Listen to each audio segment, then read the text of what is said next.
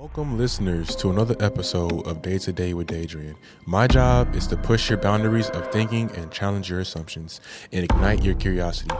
If you're looking for a fresh perspective on the world, you're in the right place. Get ready to expand your mind because this podcast has no limits to what we can explore. Welcome back to another episode of the Day to Day with Daidrien podcast. Ladies and gentlemen, I have with me Mr. Jason King, and we're going to get into what we left off with last episode. Mr. Jason King, can you take us away? Yes, indeed. So we were getting into this and talking about the structure of a marriage, basically how the foundation needs to be based in God. Because I tell everybody, when you seek God, He'll provide everything for you. Everything. Every single thing that you want will come to you in abundance. Like Amen.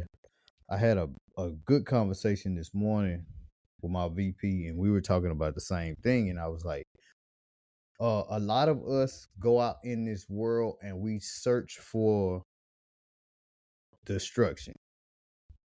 Well, by us saying that, we're creating the image or we're fantasizing about the person that we want to be with. We go out and try to find that person instead of letting God naturally bring that person to us through us seeking Him. And we pretty much setting ourselves up for failure. So the one thing that we were saying, once you seek Him and you build the foundation with Him, then you know God. And when you know God, God knows what's best for you. Then the foundation will start. So building a strong foundation is the first pillar. So you have to have that relationship with God, because once you have the relationship with God, even if you do find somebody that's in the streets, once they see you, it will automatically pull them in from the place that they're in into a better system of life. I remember, as we were talking, when you were young into this, to healing, you would always say, I did what I thought I was supposed to do.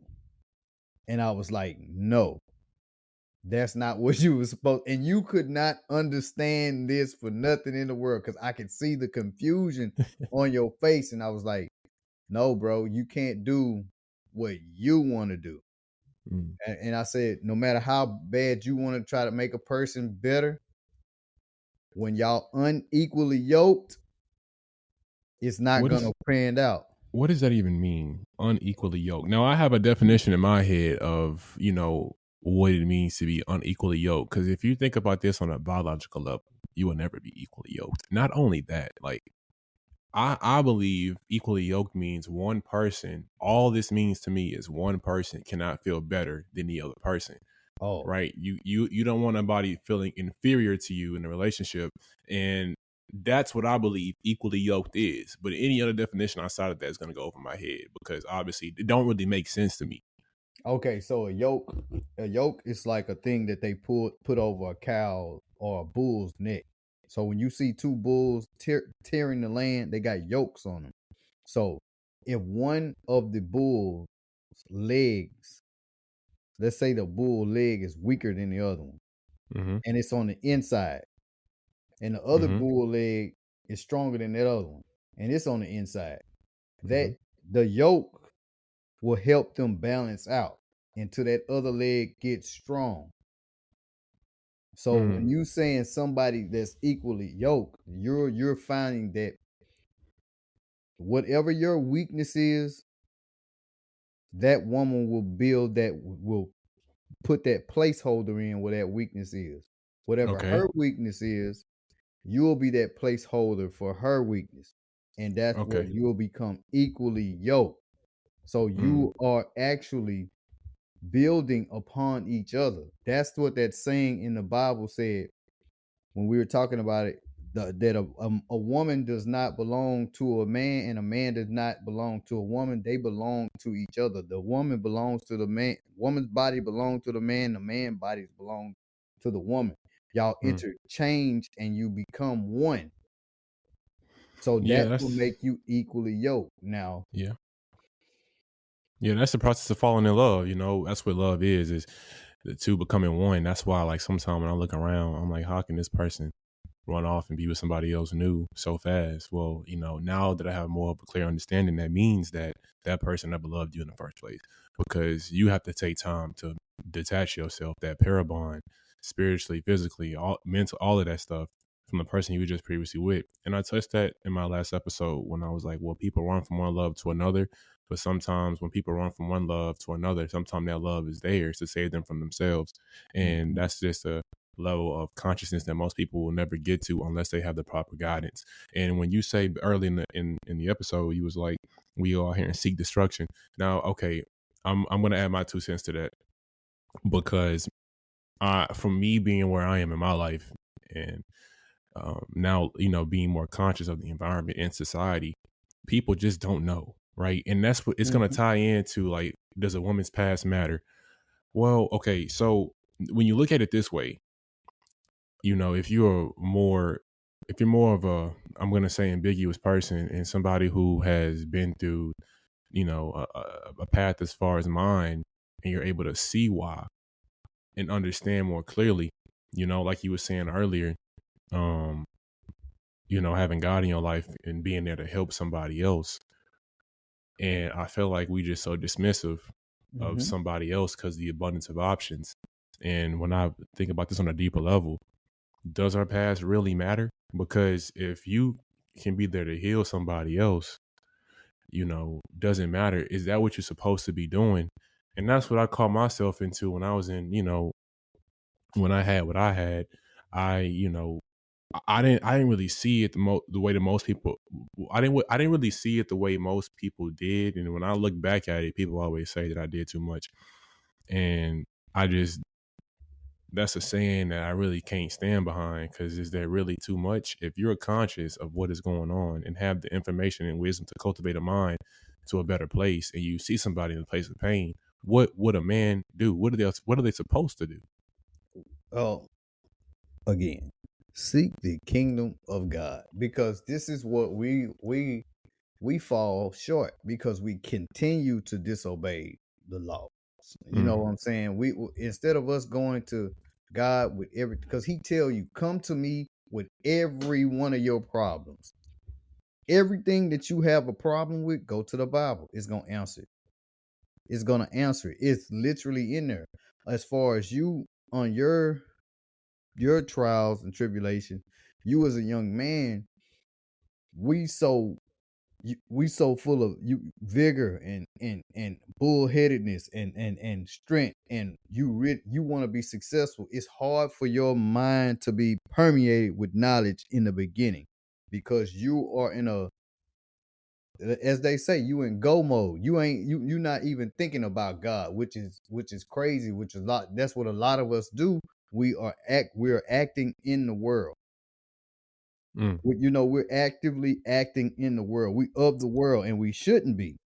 We should be seeking God, but the purpose of, like, just look, your parents are trying to raise you, you trying to go to school, you trying to do all of this. When they taking and removing stuff out of school, so you don't have that type of structure and base, they took decency out of school. Once you start taking them, once they start taking the Bible out of school, you saw the decline mm. rapidly. You know, to piggyback off what you said in the past, how you say you're supposed to go to God with all your problems. Hmm. Well, honestly, okay, look, that's a wisdom that many people don't have. And I'm gonna say this because you said this a while ago. You was like, how can you ask him for something and you don't know him? Like how you go to him with your prayers Hmm. and you don't have a relationship with him. And I thought about that. I'm like, see, that's just a level of consciousness many people aren't aware of. but And go ahead. But this is the thing. God is always there for us. We tend to stray away. Just like when we were in the gym, you were talking about, you were telling me about the time that you reflected on your life, and you were saying, I was, every time I had some things that started going up, I was in the Bible. I was in the Bible study. I was meeting people because I was going here. I go there.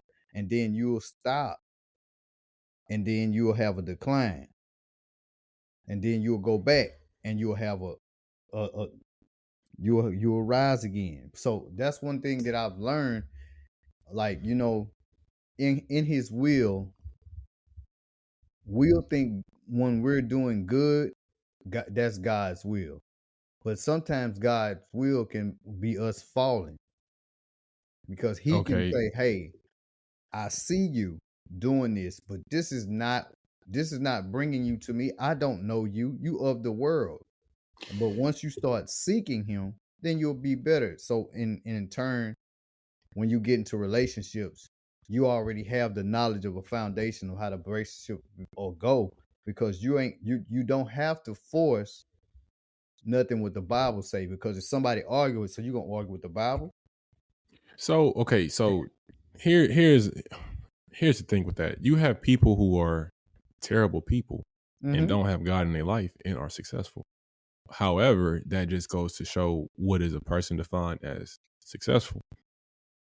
In many people, say hard. I mean, it's sad to say this, but most people, need to be led, and Yeah. that's just the problem because we see what's going on in the world. Like this person is successful.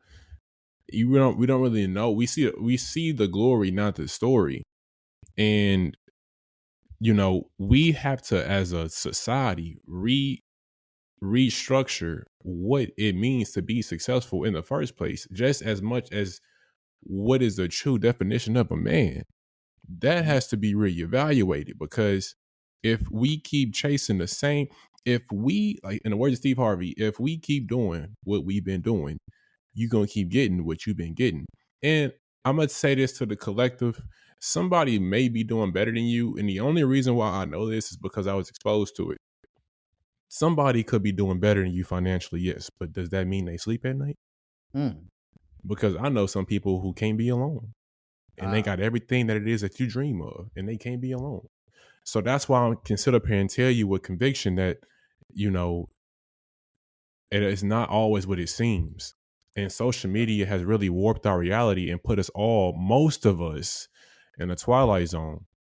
And I just want y'all to just reevaluate and just look within. Nobody wants to do that nope. because we all got some skeletons in our closet, right? And that's very important too, going into a relationship, because I know you got skeletons in your closet. You know, I got some in my closet. So at the very beginning of the relationship, we can't even be truthful with each other because I know you hiding something and you making me figure it out. That's where the trust issues lie.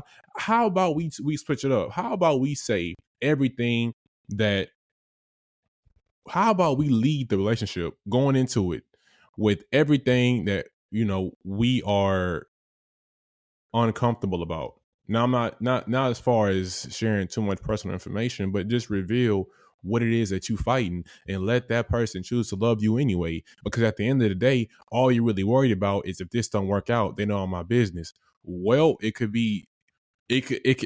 I read this quote and it said, the longer you spend with the wrong person, the less time you have with the right one. Ooh, that's rough. Because So go hey, let ahead. me build off that. That is a particular thing that we see in society today. Just how you said we have to reconstruct the paradigm of what a man is, because Mhm. we have superstars, athletes, rappers, drug dealers as they parading as men, and these men are not men. It's a Trojan horse thing. You a distraction. Rappers and drug dealers, I don't respect rappers and drug dealers because you're literally spitting just death and destruction. Yeah, Athletes, but yeah, you can be an athlete, okay, that's fine, but but you starting to see an uprise of Christian athletes and not the other type of athletes. Now, again, if you want to go into statistics, after 5 years, every person, like all the basketball players in the NBA, are broke. They don't have no financial literacy. Now, when you're looking at this stuff and you see all of this on from an outside view, you want that. You ascertain for that. You want to be, oh, I want to be in the upper echelon. But God tells you, do not make false idols. And that's what we do. We worship these other people, which causes us to be feel less than, feel guilty, feel bad, feel like we're not successful. If you breathing, if you got food, you got clothes on your back, if you can walk, talk, you are blessed. But we look at our blessings as shortcomings because we are operating by the flesh and by listen. I'm not going to hold you. I'm not going to hold you, my boy. The devil is deviling. You heard me? He is out here, and like I told you, when you be getting down, I say, boy, you got to get that monkey off your back. I like because I can see it on you from when you be like, yo, I'm straight, I'm straight, I'm straight. We going to the gym. Then you go deal with you go swing the pendulum, and then I see you come back and you be like, oh man, this, and I say, now when I told you to stay away, you didn't stay away. Now I don't tell you to stay away. I tell you to go read the Bible. I say, go read the Bible and see what it say, because you keep getting forced with the temptation. Like we as people, we lead by the flesh instead of the spirit. So majority of us choose the wrong mates. So that's what I'm saying. We go into the partnership. We're looking at a person for their physical attributes. We're looking at them the wrong way. And then that one thing can show you who a person truly is. And once it starts unraveling, you're like, wait, you doing all this? You saying all this? Who are you?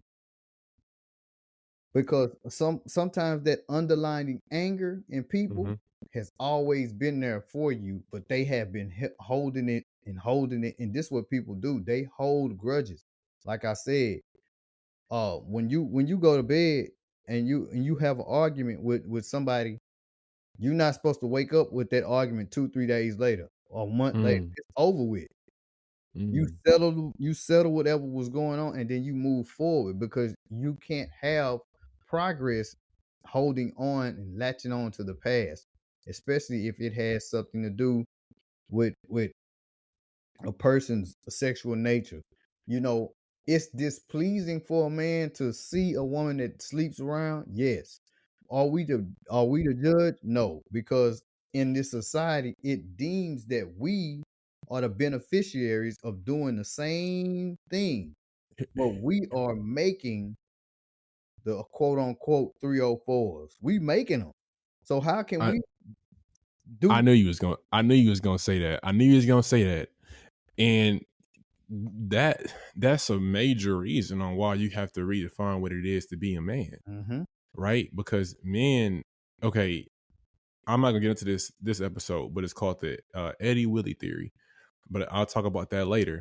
But essentially, you know, a man has to sit, and it's hard because to have control over your lust as a man. Many men don't have a morality greater than their lust, and that's something that Mm. has to be worked on.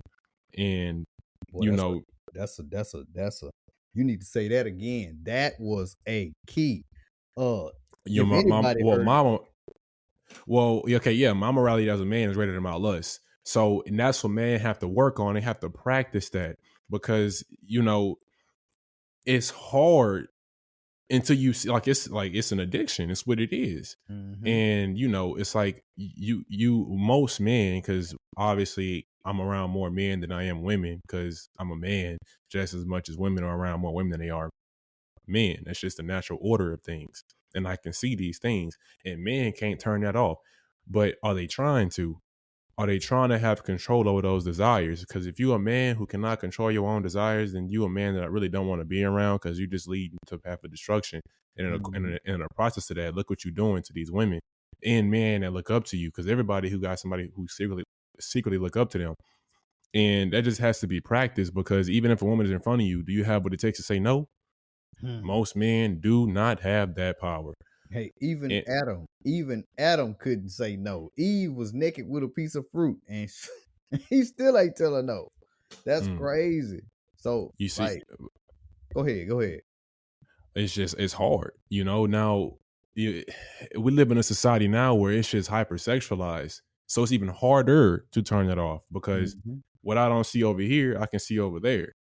And that's just what you have to find out or redefine what it means to be a man in your life and what that means. Because obviously, look at society, it's going down the wrong path. And why? One of the reasons is because it's hypersexualized.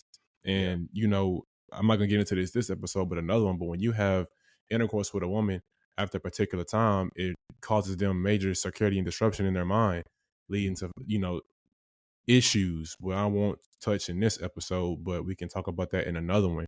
And I can clearly see because I'm more aware of what is going on because I have ascertained a high level of consciousness and I can see the destruction clearly now. Like the Messiah said himself, he speaks in parables because he did not want the world to understand, only the select. And I kind of feel like I have that ability, and it came with a lot of pain though, but now I can clearly see.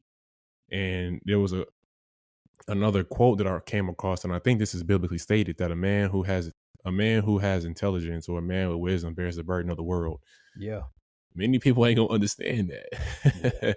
But But to be aware is also, you gotta be able to take the bad with the good when it comes towards intelligence or wisdom. You gotta be careful with that because a lot of people cannot handle that information. And then that also leads to destruction in society. The yeah. what do they call it? The information overload, Yeah. because you have one guy or female that can handle this information, and on the other side they can't. And you also have destruction. So not only is society hypersexualized, not only do we not know what it means to be a man and to control our sexual urges, we also, because we live in the information era, you have information overload, which is also causing destruction. Yeah. Because with great power with great information or great responsibility.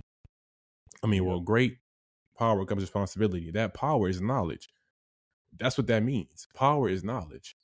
With Power great is power knowledge. comes great responsibility. So, I can give out information all day long, but what are you going to do to implement that? Are you going to implement it? Are you going to even be receptive to it? Because I can be talking about this all day long. Only a select few it's going to resonate with. And then those are the people that I'm talking to. And I say this, pain does breed knowledge as well, because people understand. The one thing I learned about pain is that once you get enough of it, you'll start doing right. Cause Oh, hey yeah. man, Oh yeah, I it, remember when you told me and it stuck with me because we was coming out the gym and you was like, I remember this verbatim because I was finna go to the gym and we all know where I was finna go. And you was like, listen, you invite pain into your life, pain gonna show up.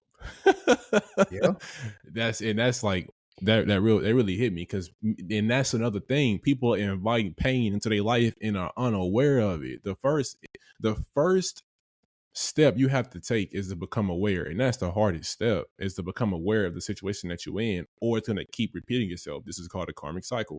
It's going to keep happening to you until you do something about it, because the truth is behind the lie. That means that you are responsible to finding out the truth on your own. So it's going to keep happening to you. So you can sit up here and blame life all you want to, but nothing's going to change until you decide to change it for yourself. that's a fact. That's a fact. Like I tell people all the time, like what's the end result of all this? Like Mm-hmm. like I have a lot of women clients that come in when I'm doing their business funding and stuff. But it seems Mm. to come into a almost into a counseling session, and I'm like, yo, and I listen to them, like, so we can touch on this last couple of minutes on the foundation of a relationship, on partnership.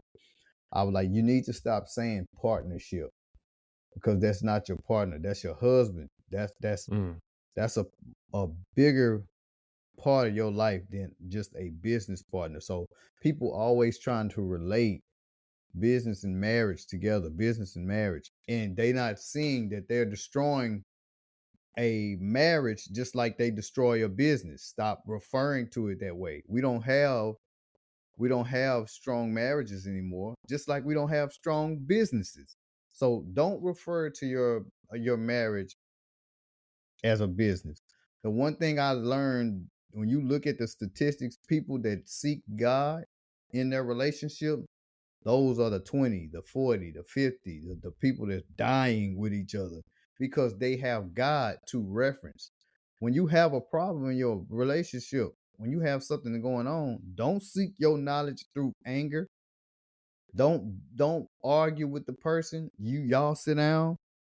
Let's go see what the Bible says about it. And I know it's hard to do that because when you get into a feud with a person that knows your triggers, you're gonna be like, "Yo, you really taking me there." But if you got the proper foundation, which is God first, then your family, then your finances. Now, when you get into your finances, everybody, like if you're gonna have money, y'all all gonna have money. It need to be a joint account, and y'all need to plan what you need to do with your money together.